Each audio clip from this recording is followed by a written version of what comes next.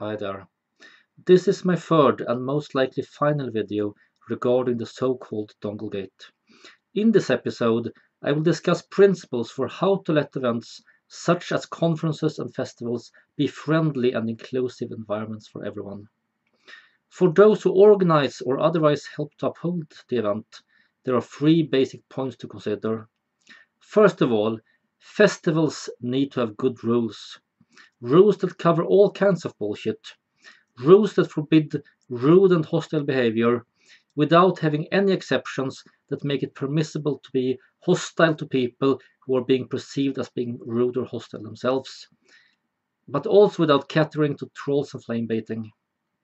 Rules that forbid public shaming, which include publicly shaming people for doing public shaming, and also without having any exceptions that make it permissible to be hostile to other participants for belonging to certain categories of people.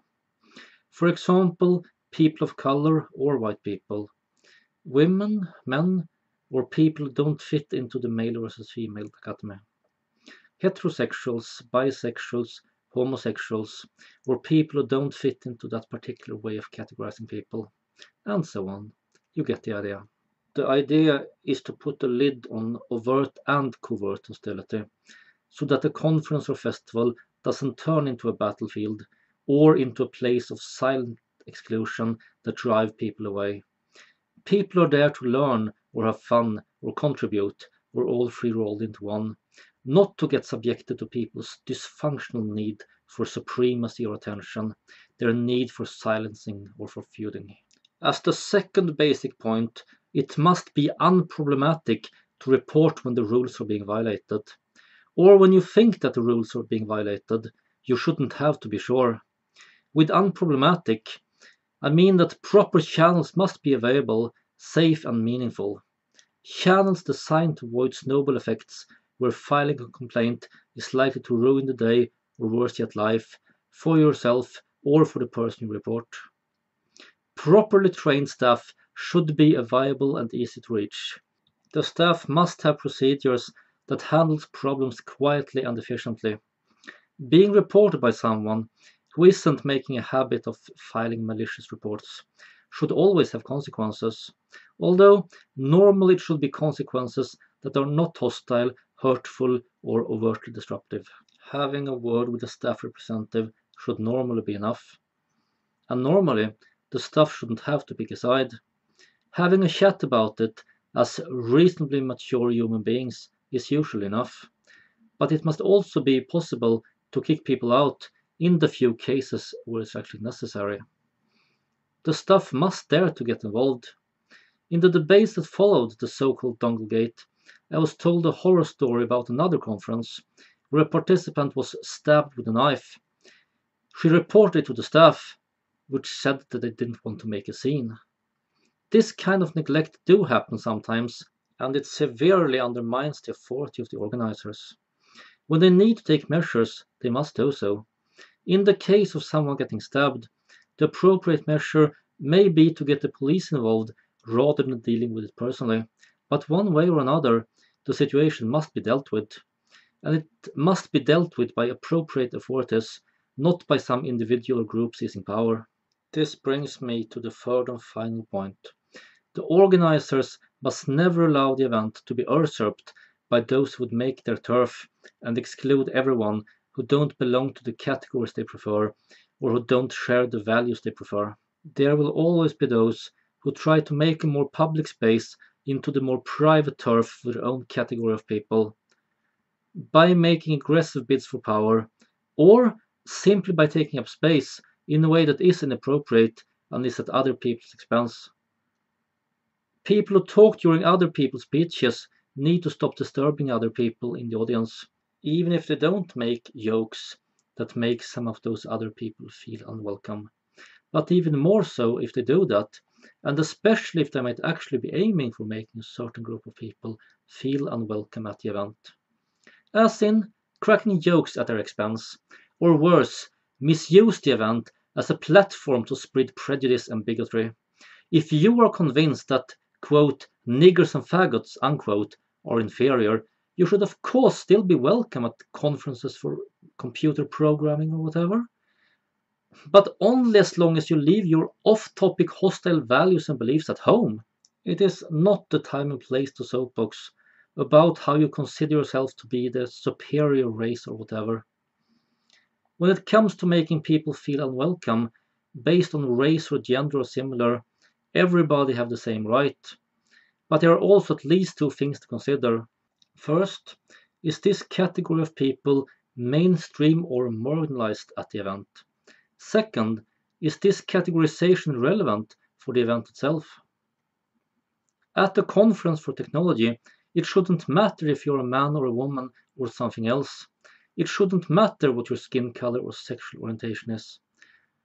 Yet, a majority of the attenders are likely to be white heterosexual men, a vast majority if you count these categorizations separately.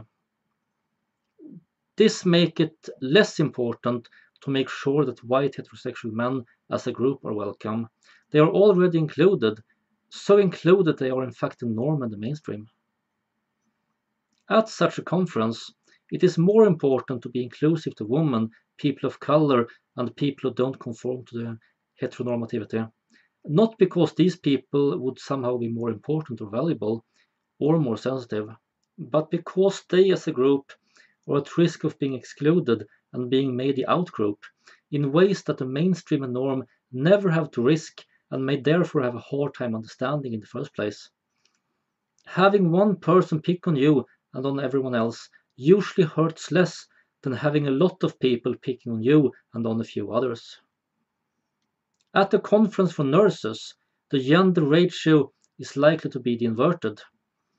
80% women instead of 80% men. This event still needs to show people of color and sexual minorities the same consideration as a tech conference should, and it also needs to show this same consideration for men as a tech conference should for women. Male nurses are marginalized in their field, so their needs need to be shown some extra consideration.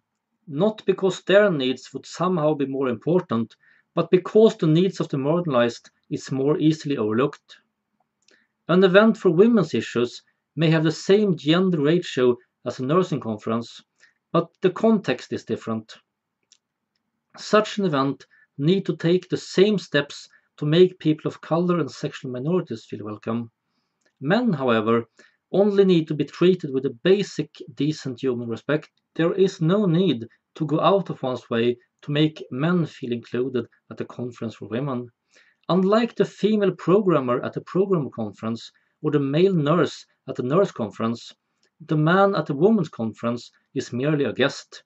He is not really part of the crowd that the event is for, and should keep that in mind. The same is true for heterosexuals of any gender at a strictly homosexual event. However, when it comes to pride festivals, they are not strictly homosexual events, and have not been so for a very long time. These days, the pride festivals exist for a wide range of minorities of gender and sexuality, identity and expression. While heterosexual men as a group is not part of the target audience, a lot of heterosexual men are indeed part of the target audience for one reason or another. I'm talking about Sweden here. There's a lot of variation from country to country. Here in Sweden, we finished the big debate about trans people over a decade ago, and sort of finished the big debate about BDSM and fetishism last year. There are still some people who don't understand including those particular minorities or are against it, hence the sort of. Internationally, a lot of countries don't include BDSM in their pride festivals yet. Some don't even include trans people and bisexuals. Speaking of pride festivals, I would like to return to the issue of groups trying to usurp an event. At the Swedish pride festivals, we have had problems with anarchists or whatever trying to arrest the policemen and soldiers who participate in the festival. For example, a speech in Gothenburg 2012 was ruined when some activist who decided to disrupt the event wasn't handled properly. Should certain organizations, in this case police and the military, be allowed to participate in the pride festivals? Well, that's a choice for the organizers. who, by the way, are an NGO with full democratic procedures. It is not a choice for self-appointed dictators to make. And no, defining yourself as fighting for a good cause does not automatically make your behavior democratic or in any way honorable. When people try to coerce others through being disruptive and verbally abusive, they often invoke some grand and glorious principle, such as the right to feel safe or the right to free speech.